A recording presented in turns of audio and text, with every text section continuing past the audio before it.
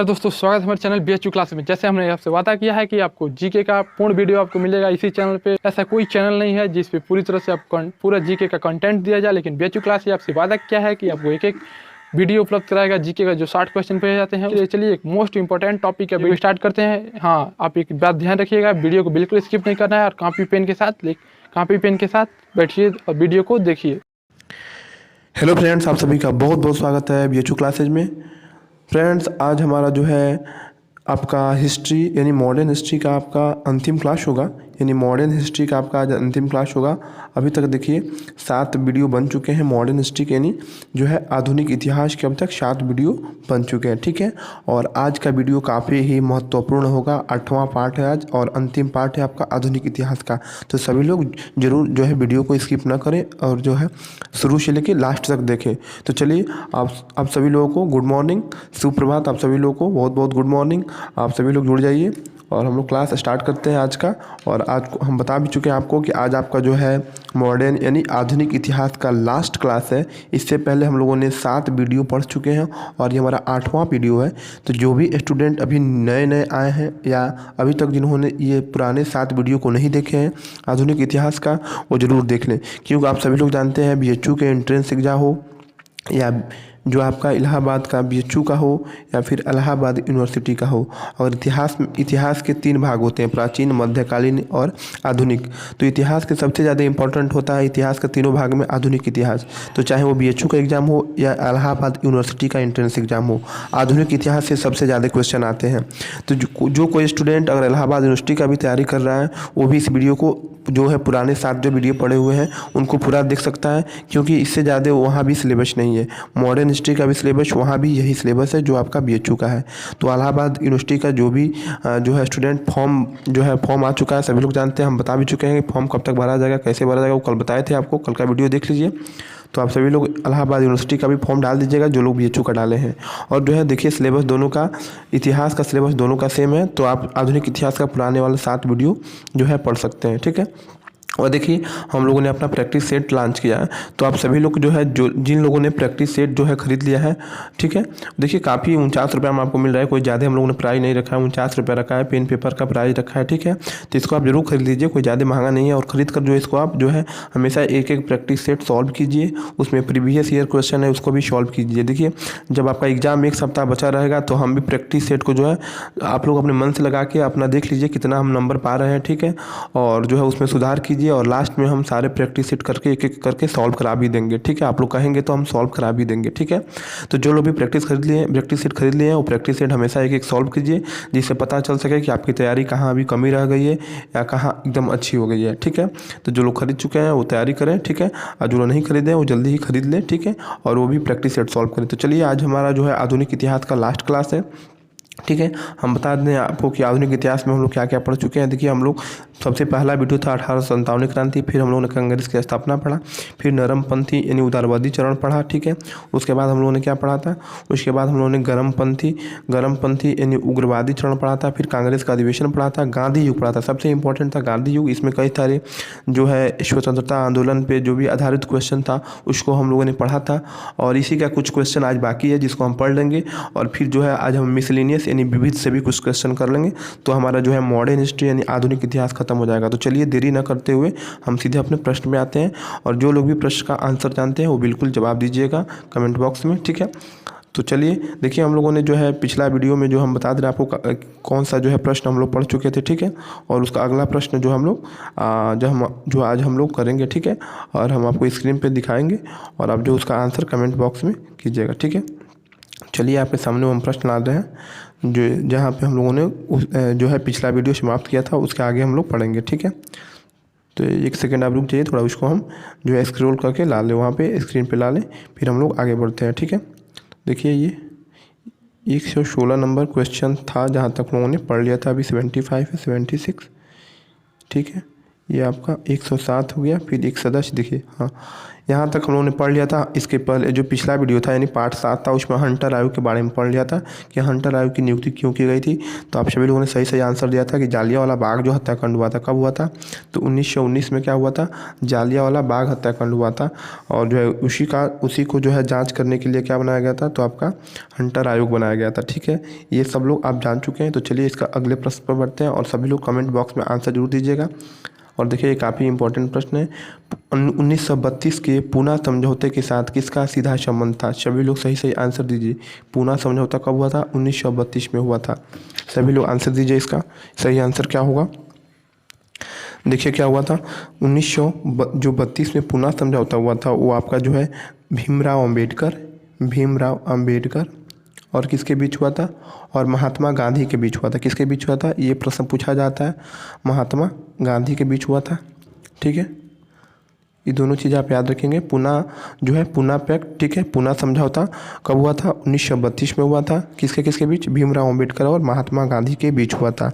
पूरा डेट भी पूछा जाता है, तो नोट कर लीजिए आप। 24 सितंबर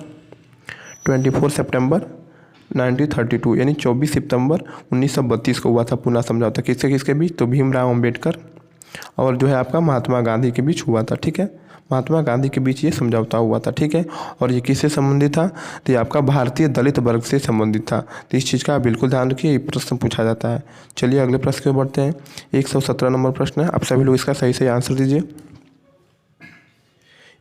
भारतीय स्वतंत्रता संघर्ष के दौरान निम्नलिखित में किसने फ्री इंडियन लीजन नामक सेना बनाई थी?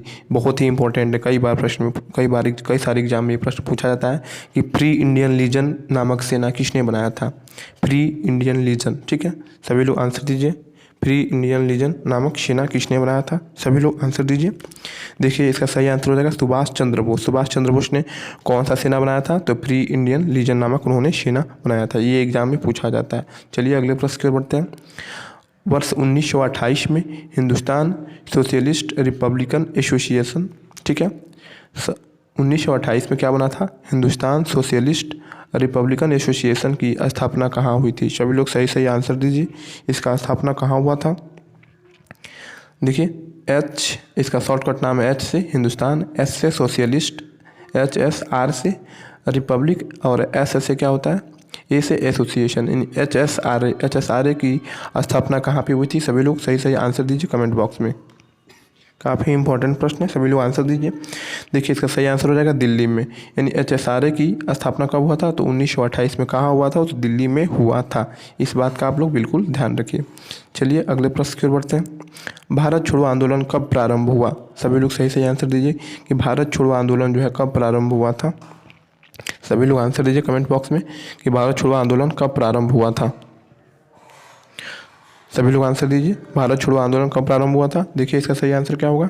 इसका सही आंसर होगा आपका 9 अगस्त 1942। 9 अगस्त 1942 को क्या हुआ था? आपका भारत छोड़ो आंदोलन प्रारंभ हुआ था। ठीक है, ये कब? देखिए सेकेंड वर्ल्ड वार यानी द्वितीय विश्व युद्ध के बाद ये क्या हुआ था? भारत छोड़ो आंदोलन क्या हुआ था? शुरू हुआ था। कब? तो 1942 में। और इसके लीडर कौन थे? किनके नेतृत्व में ये भारत छोड़ो आंदोलन का शुरुआत किया गया था? तो महात्मा गांधी जी के नेतृत्व में। इस बात का बिल्कुल ध्यान रखिए। ये डेट एग्जैक्टली डेट पूछा जाता है 9 अगस्त 1942, भारत छोड़ो आंदोलन। ठीक है, तो चलिए अगले प्रश्न की ओर बढ़ते हैं। अगला प्रश्न है आपका, ब्रिटिश सरकार ने महात्मा गांधी को जो उपाधि दी थी और जिसे उन्होंने असहयोग आंदोलन के दौरान वापस कर दिया था वह थी? मतलब कौन ऐसा उपाधि था जिसको महात्मा गांधी ने फिर से ब्रिटिश सरकार को वापस कर दी थी? ठीक है, असहयोग आंदोलन के दौरान। सभी लोग सही सही आंसर दीजिए। ये भी प्रश्न पूछा जाता है कई बार एग्जाम में। सभी लोग आंसर दीजिए कि जो है असहयोग आंदोलन के समय गांधी जी कौन सा उपाधि फिर से ब्रिटिश सरकार को उन्होंने लौटा दी थी? सभी लोग आंसर दीजिए कमेंट बॉक्स में। देखिए इसका सही आंसर क्या हो जाएगा? केसर ए हिंद नामक जो उपाधि गांधी जी को मिला हुआ था और उन्होंने असहयोग आंदोलन के दौरान उसे वापस कर दिया। किसको? ब्रिटिश सरकार को। चलिए अगले प्रश्न की ओर बढ़ते हैं। अगला प्रश्न है, व्यक्तिगत सत्याग्रह में विनोबा भावे को प्रथम सत्याग्रही चुना गया था, दूसरा सत्याग्रही कौन था? देखिए कई बार पूछा जाता है कि देखिए क्या हुआ था कि जो है आपका भारत छोड़ो आंदोलन से पहले व्यक्तिगत सत्याग्रह भी चलाया गया था। व्यक्तिगत सत्याग्रह, ठीक है, व्यक्तिगत सत्याग्रह चलाया गया था। ठीक है, व्यक्तिगत सत्याग्रह चलाया गया था, ठीक है। और उसमें किसी एक जो है कोई भी प्रसिद्ध व्यक्ति को क्या बनाया जाता था, तो उसमें सत्याग्रही बनाया जाता था, ठीक है। उनको सत्याग्रही चुना जाता था। फिर वो कहीं जाते थे और एक जनसभा को संबोधित करते थे, क्योंकि बहुत ज़्यादा फेमस रहते थे, तो जो भी वो बात कहते थे लोग उस बात को मानते थे, ठीक है। तो सबसे पहले यही बताना है कि व्यक्तिगत जो सत्याग्रह चला था उसमें सबसे पहले किसको सत्याग्रही चुना गया था, ठीक है। इसमें पहला तो विनोबा भावे को चुना गया था, यहाँ पे दूसरा पूछ रहा है दूसरा किसे चुना गया था। तो कभी कभी एग्जाम में ये भी पूछा जाता है कि पहला यानी फर्स्ट सत्याग्रही कौन था, तो विनोबा भावे हो जाएगा, लेकिन यहाँ पे दूसरा पूछा है तो दूसरा आप सभी लोग आंसर दीजिए। दूसरा कौन सा थे, तो पंडित जवाहरलाल नेहरू थे, ठीक है। ये कई बार एग्जाम में पूछा गया, अच्छे जो है मतलब बीएचयू के कंपटीशन में बिल्कुल पूछा भी जा सकता है ऐसे प्रश्न कि जो है व्यक्तिगत सत्याग्रह में जो है प्रथम सत्याग्रही किसको चुना गया था, तो विनोबा भावे को। अगर दूसरा सत्याग्रही की बात आ जाए तो पंडित जवाहरलाल नेहरू, ठीक है। तो इस बात का बिल्कुल ध्यान रखें। चलिए अगले प्रश्न की ओर बढ़ते हैं, ठीक है। अगला प्रश्न की ओर बनते हैं। अगला प्रश्न देखिए आपकी स्क्रीन पे है, ठीक है। इस प्रश्न का आप सभी लोग आंसर दीजिए। निम्नलिखित में किसने सभी तीनों मेज सम्मेलन में भाग लिया था। कौन ऐसा व्यक्ति है जिन्होंने तीन जो है गोल मेज सम्मेलन हुआ था। ये कहाँ हुआ करता था गोल मेज सम्मेलन, तो लंदन में हुआ करता था, ठीक है। और जो भी भारत के जो बड़े बड़े नेता थे इस सम्मेलन में भाग लेते थे, गोल मेज सम्मेलन में भाग लेते थे, ये लंदन में हुआ करता था, ठीक है। और वहाँ पे जो है बड़े बड़े डिसीजन लिया जाता था, ठीक है। तो बताइए कौन ऐसा व्यक्ति था जो तीनों गोल मेज सम्मेलन में भाग लिया था। सभी लोग सही आंसर दीजिए। देखिए इसका सही आंसर हो जाएगा आपका भीमराव अम्बेडकर साहब ने तीन गोल मेज सम्मेलन हुए, तीनों में इन्होंने क्या लिया है, भाग लिया है, ठीक है। और महात्मा गांधी जी बस दूसरा गोल मेज सम्मेलन में भाग लिए थे। ये भी प्रश्न पूछा जाता है कि जो है महात्मा गांधी कौन ऐसा गोल मेज सम्मेलन था जिसमें उन्होंने भाग लिया था, तो कौन सा था, तो आपका सेकेंड यानी दूसरा नंबर के गोल मेज सम्मेलन में, ठीक है। चलिए अगले प्रश्न की ओर बढ़ते हैं। महात्मा गांधी ने भारत में अपना पहला जनभाषण कहाँ दिया था। देखिए ये प्रश्न जो है अभी हाल ही में ईपीएफओ का एग्ज़ाम हुआ है, ठीक है। Employment provident fund officer UPSC exam कराता है, ठीक है। और ये आपका 5 या 6 को पेपर था, उसी के जो है प्रश्न में ये प्रश्न पूछा गया था कि जो है महात्मा गांधी ने अपना पहला जनभाषण कहाँ दिया था। अगर आपके जो कोई भैया हो सीनियर उनसे पूछ लीजिएगा, अगर वो ईपीएफओ का पेपर दिए होंगे तो उसमें ये प्रश्न आया था ईपीएफओ के पेपर में कि जो है महात्मा गांधी ने अपना पहला जनभाषण कहाँ दिया था। काफ़ी जो है इम्पोर्टेंट प्रश्न है, बहुत सारे जगह पूछे जाते हैं कि महात्मा गांधी अपना सबसे पहले उन्होंने कहाँ पर जनभाषण दिया था। तो सभी लोग बताइए। देखिए इसका सही आंसर हो जाएगा आपका, क्या आंसर सही हो जाएगा, वाराणसी में। हाँ वही वाराणसी जहाँ आप जाने की तैयारी कर रहे हैं, वही बीएचयू कैंपस देखिए जहाँ गांधी जी ने पहला अपना जनभाषण दिया था। देखिए आपको हम बता दें कि 6 फरवरी 1916 में जो है बीएचयू की स्थापना हुआ था। 6 फरवरी 1916 में क्या हुआ था, आपका जो है बीएचयू का स्थापना हुआ था, ठीक है। और उसी के शिलान्यास समारोह में कौन गया था, तो आपके महात्मा गांधी जी गए थे, ठीक है। और उन्होंने पहली बार वहाँ जनसभा को क्या किया था, संबोधित किया था यानी भाषण दिया था। ये प्रश्न पूछा जा सकता है। तो ये भी पूछा जा सकता है बीएचयू का स्थापना कब हुआ है, बीएचयू मतलब बनारस हिंदू यूनिवर्सिटी, ठीक है। और तो उसका कब हुआ है आपका स्थापना, 6 फरवरी 1916 को, ठीक है। और गांधी जी अपना पहला भाषण कहाँ दिया है, तो बनारस में ही दिया है, यानी वाराणसी में ही दिया है, वो भी बीएचयू के कैंपस में, ठीक है। तो इस बात का आप ध्यान रखिए। चलिए अगले प्रश्न की ओर बढ़ते हैं। दक्षिण अफ्रीका के किस रेलवे स्टेशन पर महात्मा गांधी को ट्रेन से फेंका गया था। ये प्रश्न केबीसी में बहुत फेमस हुआ था। केबीसी में कुछ दिन पहले जो कुछ मतलब हमको याद नहीं है एग्जैक्टली कौन से सीजन में ये प्रश्न पूछा गया था, लेकिन ये केबीसी में प्रश्न पूछा गया था और एग्जाम में भी पूछा जाता है कि महात्मा गांधी को जो है दक्षिण अफ्रीका के किस रेलवे स्टेशन पर ट्रेन से बाहर फेंक दिया गया था। सभी लोग सही आंसर दीजिए इसका। देखिए इसका सही हो जाएगा पीटरमिर्सबर्ग जो है ये साउथ अफ्रीका में एक स्टेशन है, ठीक है। वहाँ पे गांधी जी को क्या कर दिया गया था, उनको बाहर फेंक दिया गया था। तो चलिए अगले प्रश्न की ओर बढ़ते हैं। अगला प्रश्न आपके स्क्रीन पे है। निम्नलिखित में किसने 1946 के कैबिनेट मिशन का नेतृत्व किया था। देखिए 1946 में जो है कैबिनेट मिशन आया था। कैबिनेट मिशन का जो है क्या लक्ष्य था भारत में, उनका लक्ष्य ये था कि जो है आपका भारत में जो है संविधान का निर्माण कराया जाए, ठीक है। तो आप सभी लोग बताइए कि जो है कैबिनेट मिशन का नेतृत्व किसने किया था। सभी लोग सही आंसर दीजिए। तो देखिए इसका सही आंसर क्या हो जाएगा आपका, इसका सही आंसर हो जाएगा ऑप्शन नंबर सी यानी सर पैथिक लॉरेंस। तो इस बात का आप बिल्कुल ध्यान रखिए, ये कई बार जो है आपके एग्जाम में पूछा भी गया है। तो देखिए हम बता दे रहे हैं आपको, देखो कैबिनेट जो मिशन है कब भारत आया था, ये भी एग्जाम में पूछा जाता है, ठीक है।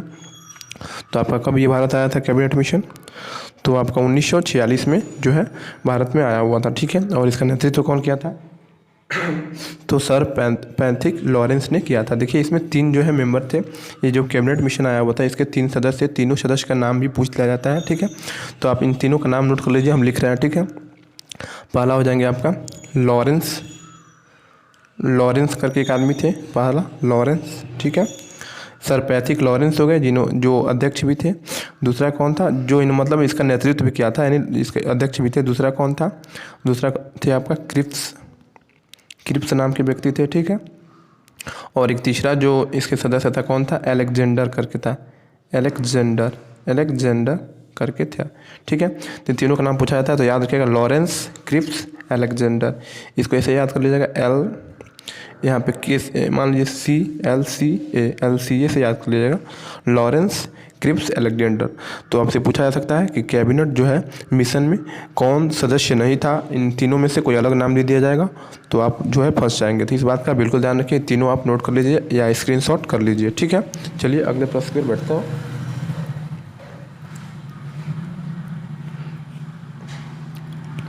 देखिए तो यहीं पे जो है आपका गांधी युग का जो हमारा गांधी युग था, गांधी युग यहीं पे समाप्त हो जाता है। और अभी जो हम अब जो करने वाले हैं वो विविध होगा, यानी मिसलेनियस क्वेश्चन होगा, और आप सभी लोग उसका आंसर दीजिएगा। तो देखिए यहाँ पे हमारा लगभग जो है आधुनिक इतिहास पूरी तरीके से ख़त्म हो चुका है। अब हम लोग जो है विविध पढ़ने वाले हैं, ठीक है। तो विविध का आप लोग उत्तर दीजिएगा, आपके स्क्रीन पे क्वेश्चन होगा, तो ठीक है।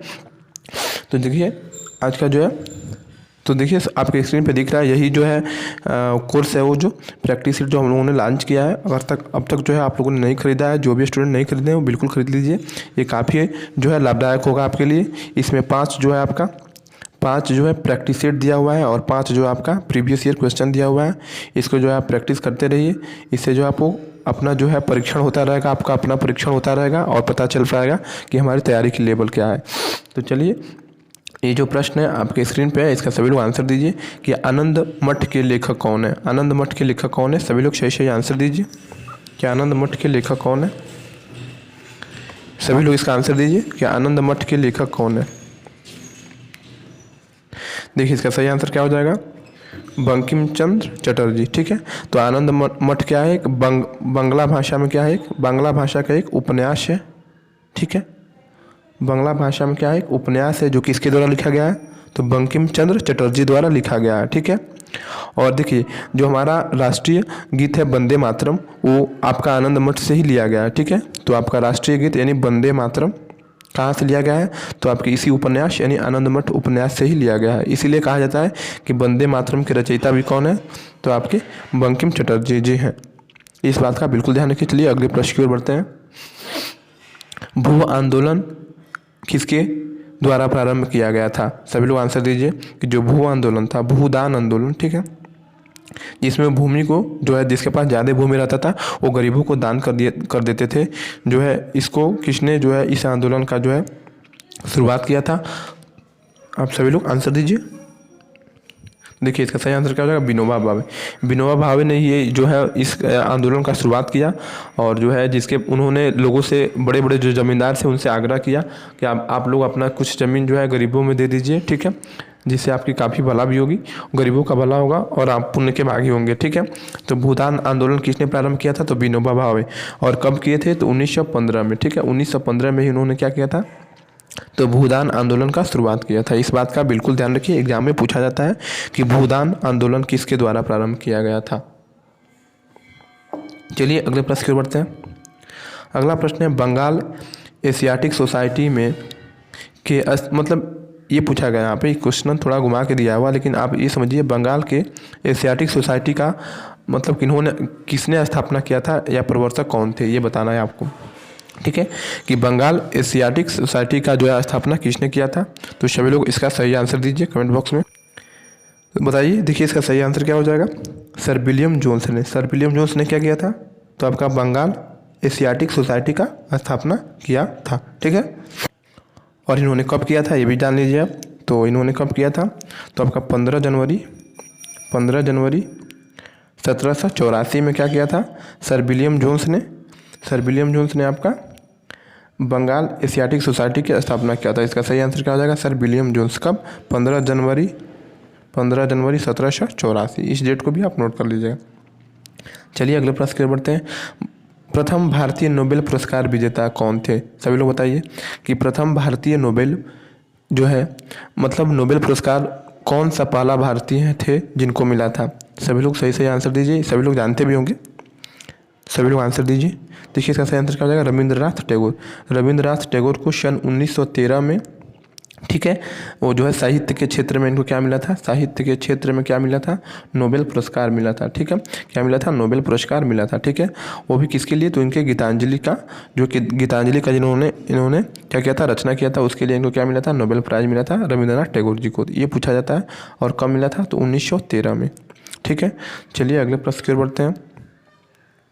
अगला प्रश्न है, भारत का राष्ट्रीय पंचांग किस संवत पर आधारित है। सभी लोग सही सही आंसर दीजिए। भारत का जो राष्ट्रीय पंचांग है, यानी जो हमारा कैलेंडर है, भारत का राष्ट्रीय कैलेंडर है, सरकारी कैलेंडर, वो किस पे आधारित है। सभी लोग सही सही आंसर दीजिए।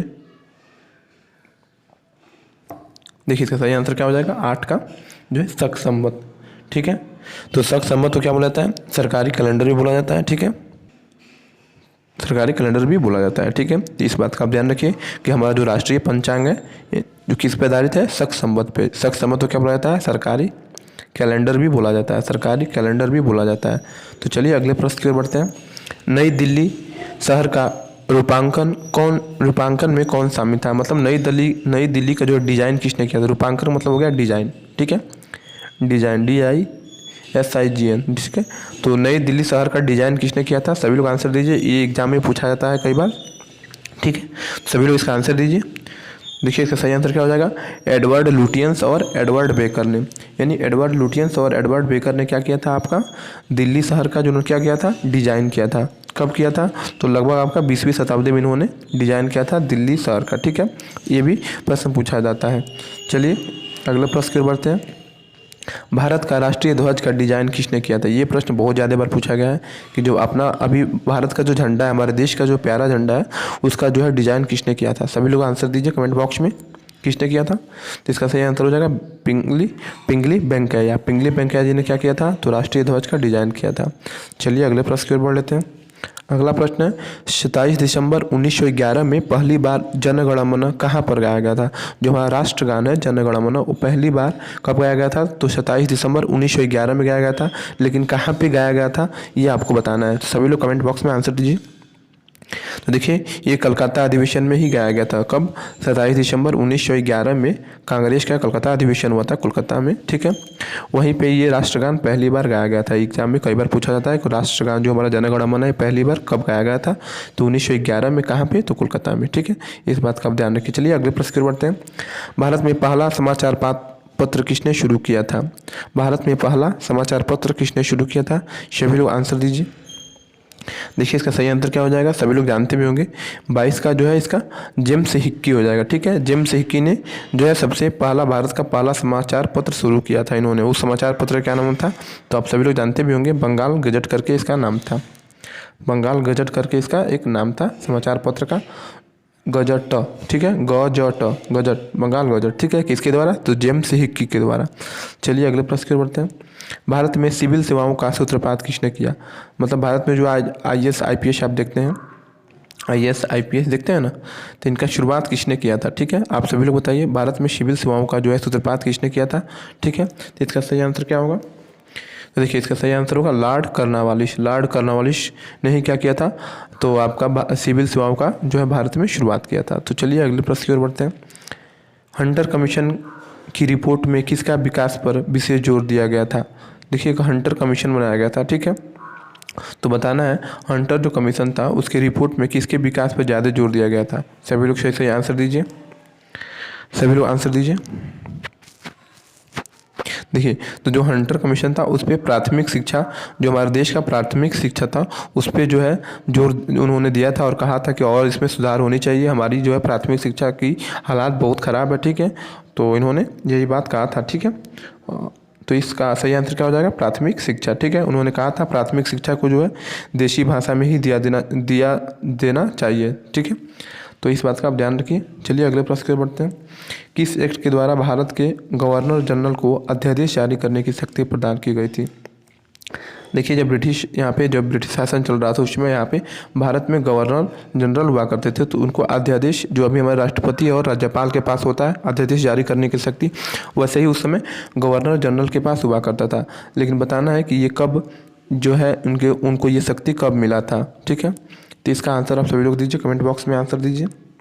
तो देखिए इसका सही आंसर क्या हो जाएगा, इंडियन काउंसिल एक्ट। जो इंडियन काउंसिल एक्ट था 1861 का जो एक्ट था, इंडियन काउंसिल एक्ट 1861 के द्वारा ही इनको जो है गवर्नर जनरल को क्या मिला था, अध्यादेश जारी करने का जो है शक्ति मिला था। ये प्रश्न कई बार पूछा जाता है। चलिए अगले प्रश्न की ओर बढ़ते हैं। बनारस हिंदू विश्वविद्यालय यानी BHU के संस्थापक कौन थे। सभी लोग कमेंट बॉक्स में आंसर दीजिए, सभी लोग कमेंट बॉक्स में आंसर दीजिए। और ये भी बताइए कमेंट बॉक्स में, ये भी लिखिए कि BHU का स्थापना कब हुआ है। मैं बता चुका हूँ, अभी कुछ देर पहले ही बताया हूँ कि BHU का स्थापना कब हुआ है। तो देखिए BHU का स्थापना कब हुआ है, 6